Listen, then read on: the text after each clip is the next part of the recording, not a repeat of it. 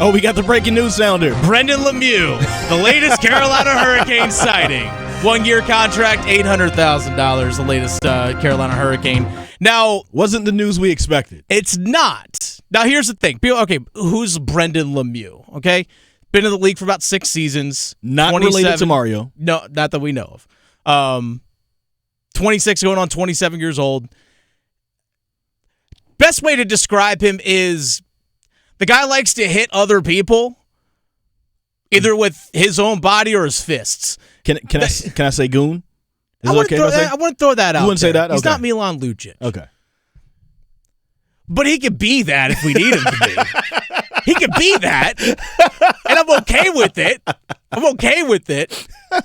So Brendan Lemieux, he's a fourth-line guy. He played 45 games this past season between both the LA Kings and the Philadelphia Flyers. Scored 9 points, 3 goals, 6 assists. Or 2 and 7, I think. Either way, not a lot of points.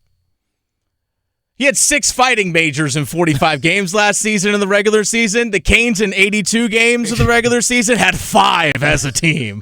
Just saying. He outdid the Hurricanes by himself. He did. We might see a few more scraps for the Carolina Hurricanes this season in that regard. But he's just that. He's a bigger body, 6'1", 215, just a physical guy.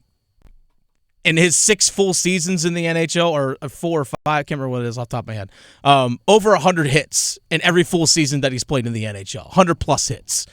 So, yeah, he's a big-body guy. He's going to throw his weight 100 hits in 45 games. Yeah. Okay. So, yeah, the dude throws his weight around. Okay. So, yeah, expect him to skate, and when he does dress 8-10 minutes a night, it probably has like 4 or 5 hits.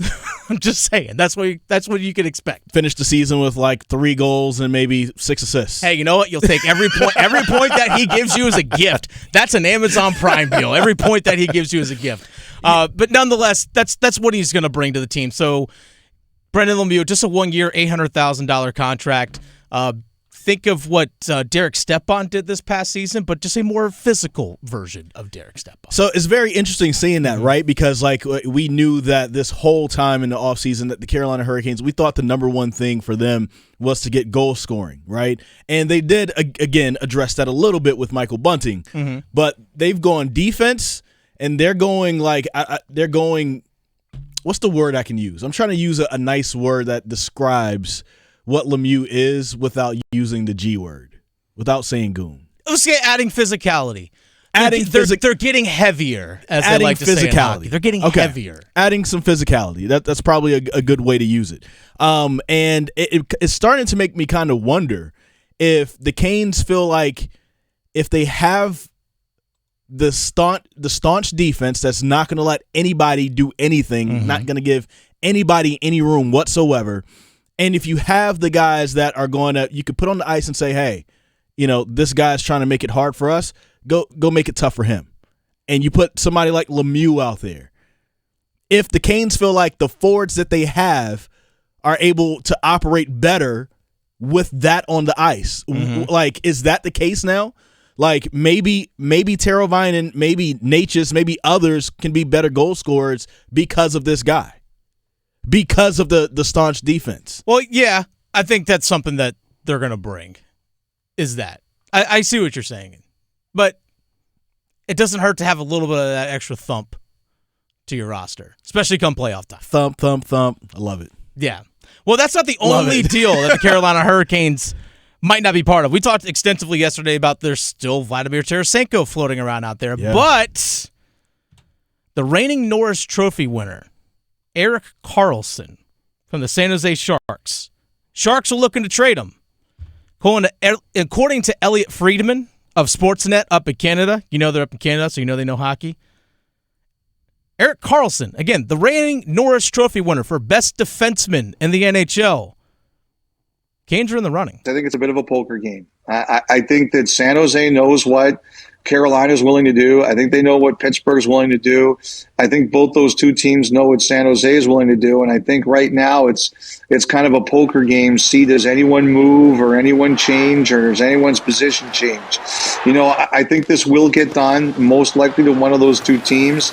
I just think it's a situation right now where no one is 100% happy, so we're not there. And I think if we learned anything with DeBrincat, somebody has to be willing to move to kind of change the whole pulse and where things stand. And so I think the question is going to be is, who's willing to bend a little bit to get this done. And the DeBrincat he's referring to is Alex DeBrincat, who got traded from the Ottawa Senators to the Detroit Red Wings, ended up signing a 4-year contract extension.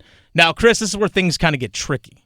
Okay. Now, Brent Burns and Erik Karlsson were on the same team. Used to play together. In San Jose. Together for 5 seasons. Now, Karlsson last season dealt with some injuries and things like that, or I should say 2021, 2022. Dealt with some injuries a little bit, so the numbers dipped somewhat. But this is a guy who at multiple points in his career has scored 20-plus goals, 70-plus points, whether it's back in his time in Ottawa or even, like I mentioned, over 100 points last season as a defenseman. He had 25 goals, 76 assists. So the time to sell right now is high for San Jose. You're not going to get any better value for him right now. I'm not saying he's going to be a 100-point guy if he comes to Carolina. Well, the last time Carolina had a 100-point player in a season, Eric Staal back in 05-06. It's been a minute. That's all I'm going to say. Yeah. This is where the logjam thing comes in, right? Because we talked about Dmitry Orlov was signed. You're not going to pay $7.75 million to Dmitry Orlov to be a third defensive pair. No, you're not. Erik Karlsson makes over $11 million. So San Jose Sharks are going to have to retain some of that contract. But Carolina only has now with the signing of Brendan Lemieux, about $2.5 million in cap space, roughly. So things are going to have to move. If you're in the running, like Friedman says, to get a guy like Erik Karlsson, guys on your roster right now, core pieces are going to have to move. Simple as that. And you're not going to carry 7 NHL defensemen. No. I mean, you're not going to, and there's still that rumor of Tony DeAngelo trade as well. You're not going to trade for Karlsson and not give up a defenseman. I was going to say, or 2. I was going to say, if Karlsson comes, I don't see the point in DeAngelo. And honestly, right now, there's no point for DeAngelo. I don't see the point in DeAngelo right now. Just if things are going to stay, I know they're not going to stay as is. But if things stay as is, I don't see the point in DeAngelo now. Do you think maybe DeAngelo comes first and then he's then taken to you and he's used in exchange for Karlsson? Is that something that could be possible? Almost like a Chris Paul situation, Phoenix to Washington over to make it like a Golden 3-team, State? basically flip him. Yeah, maybe. I mean, he's going to be cheap this upcoming season. He has 1 year left on his contract, and is that $5 million? But according to the deal that the Carolina Hurricanes conditionally had made with Philadelphia, was Philly was going to retain half of that salary. So you're looking at $2.5 million in cap. I don't know. That could be a thing that could possibly happen.